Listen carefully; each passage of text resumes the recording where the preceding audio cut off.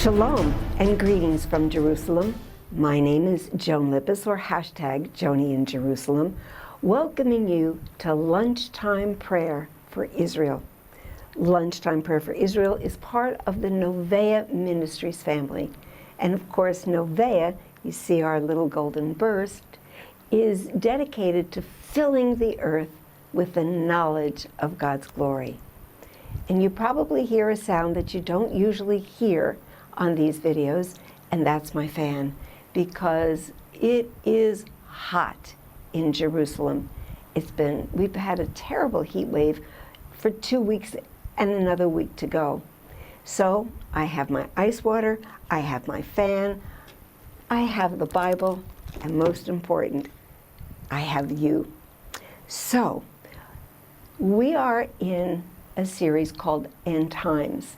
And what we're doing this week is we're looking at lawlessness the whole week.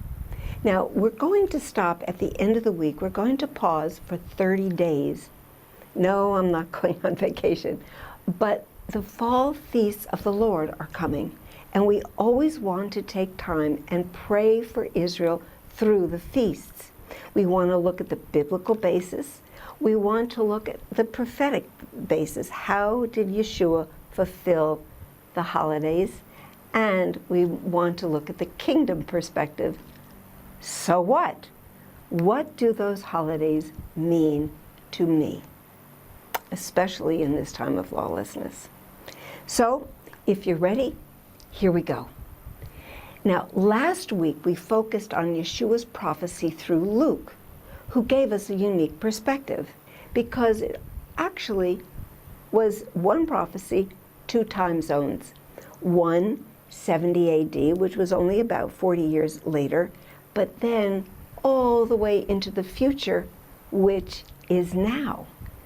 Exactly the same signs then and now. So now that we've gone to Luke, let's go back to Matthew and Mark. We're starting with Matthew chapter 24, verses 6, 7, and 8. And you will hear of wars and rumors of wars.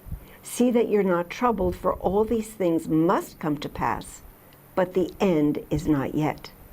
For nation will rise against nation, and kingdom against kingdom, and there will be famines and pestilences and earthquakes in various places. All these are just the beginning of sorrows. And now let's flip over to Mark chapter 13, verses 7 and 8. And when you hear of wars and rumors of wars, do not be troubled, for such things must happen, but the end is not yet. For nation will rise against nation, and kingdom against kingdom, and there will be earthquakes in various places, and there will be famines and troubles. These are the beginnings of sorrows. Just the beginning. Now the signs they described, which came in 70 AD, are signs which we are seeing today in preparation for what is to come.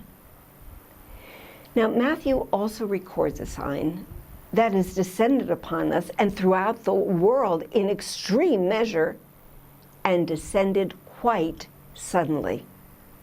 What is that sign? Lawlessness. And Matthew 24, verse 12 says, and because lawlessness will abound, and that's certainly happening, the love of many will grow cold. Now, to understand lawlessness, we don't look at the effect, but at the cause. Now, obviously, lawless means without law.